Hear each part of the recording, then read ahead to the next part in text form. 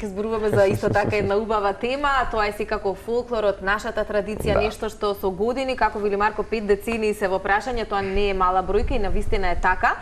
Можеби фестивалските вечери се на 22 и 23 мај, тоа се овие денови, но нивните активности започнуваат од неколку дена порано. Во студиото ги имаме доцент доктор Стојанче Костев, кој инаку е член на Советот на фестивалот за народни инструменти и песни Пеца Атанасовски, нешто што како име е веќе добро познато на, па мислам дека и на овие нови генерации, бидејќи споменавме за интересот, можеби ќе го прокоментираме тоа понатака во разговорот. И самата виртуозност на сега за жал покојниот Пеца Атанасовски, меѓутоа интересно е дека се уште неговото, јас би рекол, отворештво од времето некако продолжа да биде ехо на новата генерација. Па и тоа е веројатно мисијата. Да.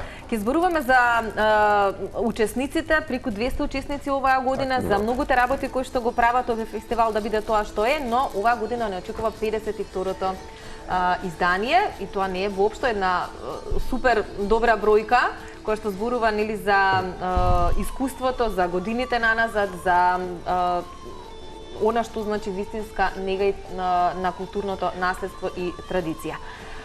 Столе, што не очекува овие денови, затоа што споменавме не е само 22 и 23, имаме и неколку дена претходно активности. Така, пред се поздрав до гледачите на вашата телевизија и за отстапениот простор, затоа што навистина овој фестивал е вреден да се спомене и да се промовира, особено во медиумите. Како што кажавте, значи фестивалските вечери почнуваат на 22 и на 23. Тука малку ќе објаснам во однос на процесот на селекција, како дојдовме до тие веќе над 250 учесници.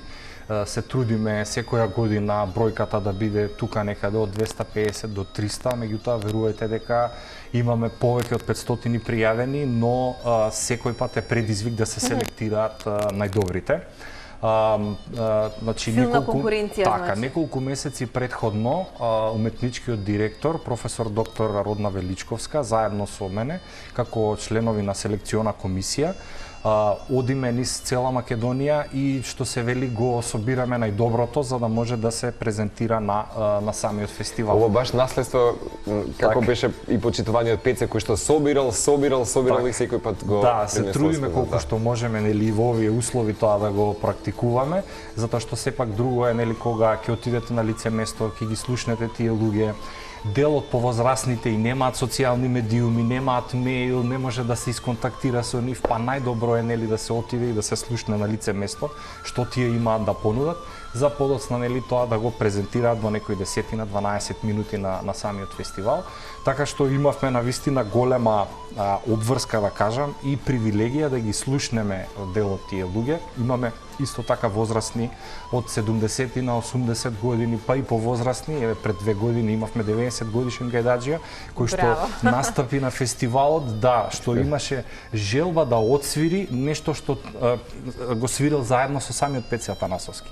Така да буквално имаме, да кажам, од 5 години, па може би и до 95. Кој ќе биде највозрастниот сега? Имаме околу 82-3 години, членови кои што редовно настапуваат, значи со години наназад, дури биле и во времето кога Пеце Атанасовски бил во жири комисија и од да речеме од основањето на самиот фестивал, значи тогаш имале некои 15 на 20 години, а сега веќе имаат подолг стаж, така да кажам, на самиот фестивал. Музиката го продолжува животот, така е. Буди една друга енергија кај луѓето и особено тие во трето доба, верувам дека посебно уживаат и слушајќи, но и изведувајќи. Да, Столе, ние секој пат велиме дека ги слушаме новите трендови на музика, се обидуваме и нели во тој свет да влеземе и така натаму, меѓутоа во време на една дигитална музика, брзи трендови, јас би рекол нели музички платформи и така натаму, па јас би рекол и глобализирани звуци, генерално кои што се унифицирани некако нели за светот,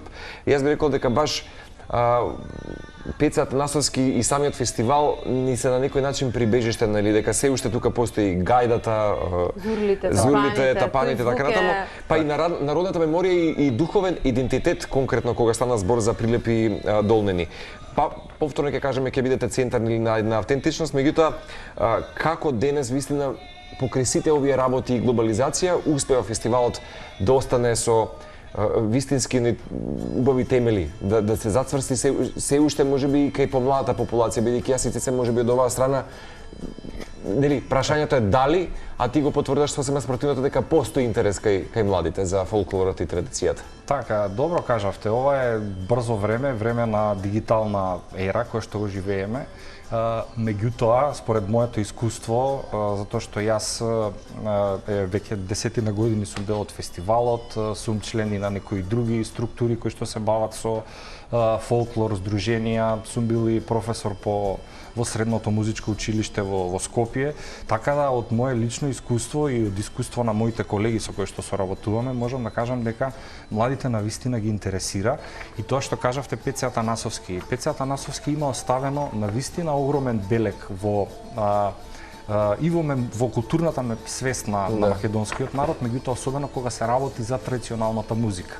Оние снимки што се во македонска радио телевизија ден денеска учениците учат од нив. Значи во однос на оркестарски изведби, на индивидуални изведби, на гајда и така натаму, голем дел од младите, еве пред неколку години ќе го споменам еден млад гајдаџија од Битола, кој што дословно ги отсвире сите оние гајдарски мелодии кои што Пеце Атанасовски ги свирел некогаш во минатото. Така да во однос на интересот постои и предпоставувам дека додека постои фестивалот, секогаш ќе постои интересот.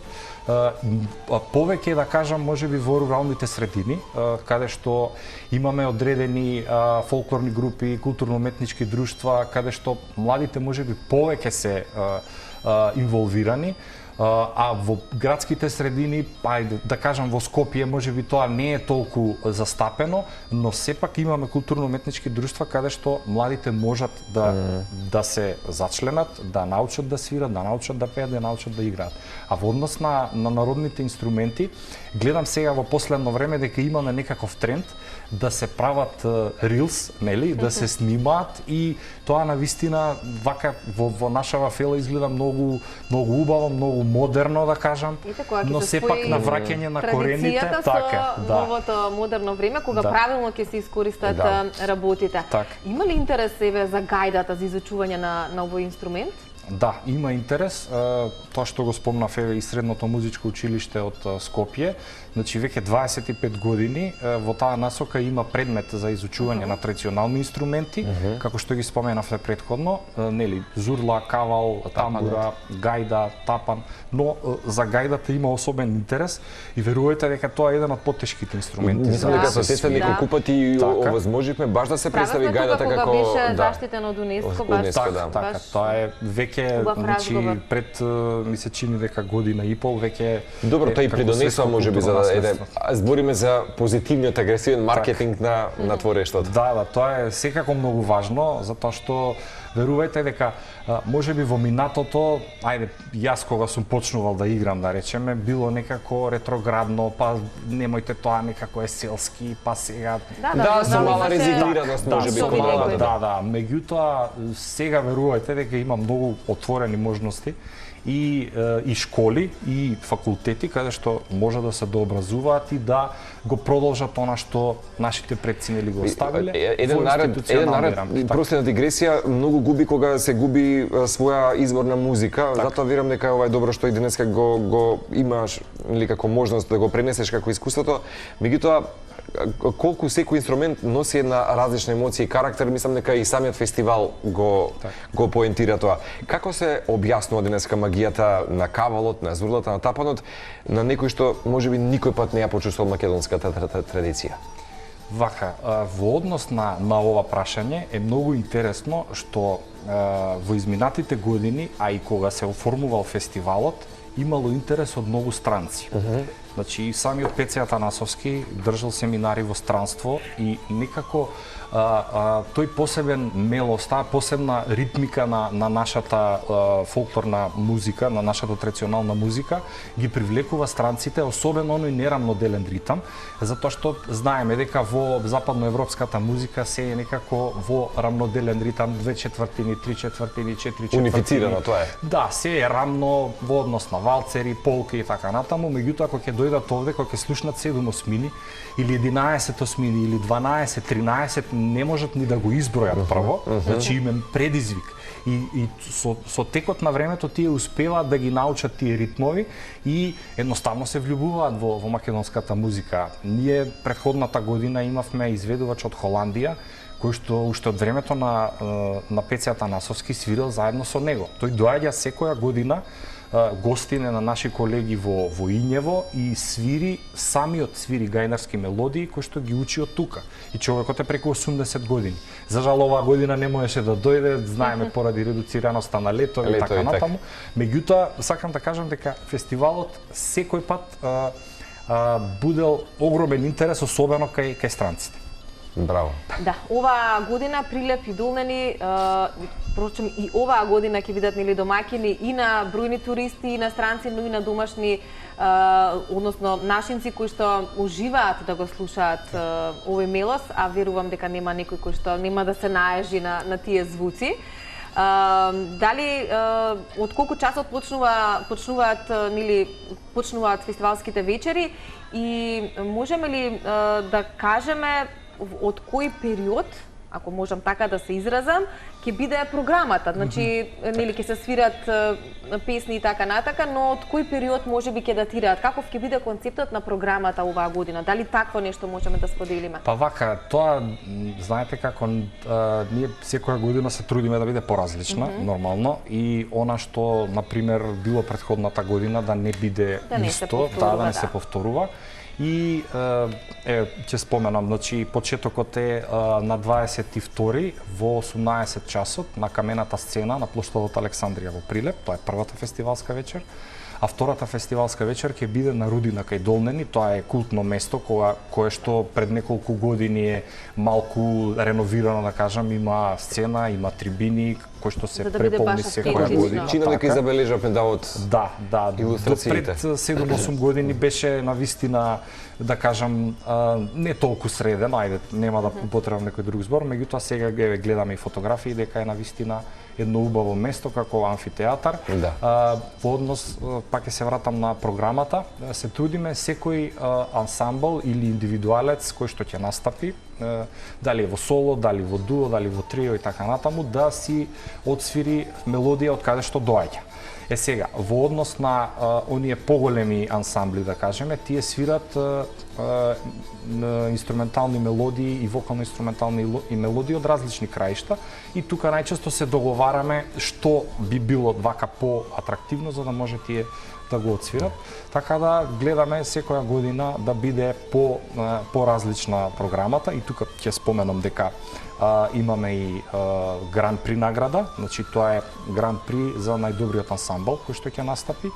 Потоа имаме гајдата на Пеце, таа секоја година се дава на гајдаџија, посебна награда за придонес. Гајдаџија, кој што гајдата ја изработува мајсторот Прилеп за оваа намена, значи токму за овој фестивал и таа гајда си ја свири нормално нова гајда која што гајдаџијата веќе си ја има како награда и практикуваме секоја следна година.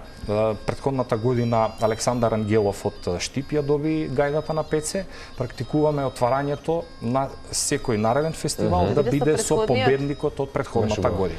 Столе, мислам дека важно е фестивалот што се одржува во една средина каде што нели живее се уште традицијата, меѓутоа како изгледа во тој период и вистина магично е во тој период да се биде во Долнени, барем е. Вака, да речеме календарски период, време специфично за Пеце Атанасовски фестивалот. Така, фестивалот и кога се основал, било идеја да биде за време на Спасовден, значи Спасовден ни е како символика. Сега во четврток, да. И гледаме, значи тоа да биде врзано затоа што Спасовден е славата на самото село и тука е поврзан фестивалот нели со самиот ден и верувате дека има многу посетители, значи во Прилеп ајде, секоја година можеби околу 700-800 луѓе, исто и во Долнени. Гледаме тоа да биде организирано, така што од Прилеп сите што се заинтересирани за да во Долнени имаат организиран превоз. Тука нормално ќе им се заблагодариме и на локалните самоуправи, значи на Долнени и на Прилеп, општината, да, и особено на Министерството за култура на Република Македонија, с кое што сега е Министерство за култура и туризам, кое што одвојува средства за да може овој фестивал да опстои. И нормално локалното население без нивна поддршка нема да не би можел фестивал да биде тоа што е. И уште само една работа, значи во спомен домот на Пеци Атанасовски на 20 и 21 ќе се одржат едукативни предавања во однос на изворниот мелос. И работилници ќе бидат кои? Да, во однос на сите специфики на народните инструменти, на народниот мелос, како кратки работилници кои што веќе имаме одредено млади слушатели кои што ќе сакат да учествуваат на тие работилници и тоа е на некој начин придружен момент на самиот фестивал. Нешто што ќе се случува неколку дена претходно. Така. Мислам дека се кажавме. Ти благодариме многу за сите овие споделени информации. 22 23 мај тоа се овој петок и сабота. Доколку сте во можност, не пропуштајте го ова 52 издание на овој фестивал, бидејќи навистина е нешто за кое што вреди да појдете наменски до Прилеп и до Долнени и да уживаат во изворната музика. Благодариме многу и посакуваме успешно издание. Благодариме и на вас за остапеното време. Со најголемо задоволство. Посакуваме да опстане самиот фестивал во една убава сценска форма како што и доликува, па се гледаме на 53-тото издание. Фала ви многу и поздрав.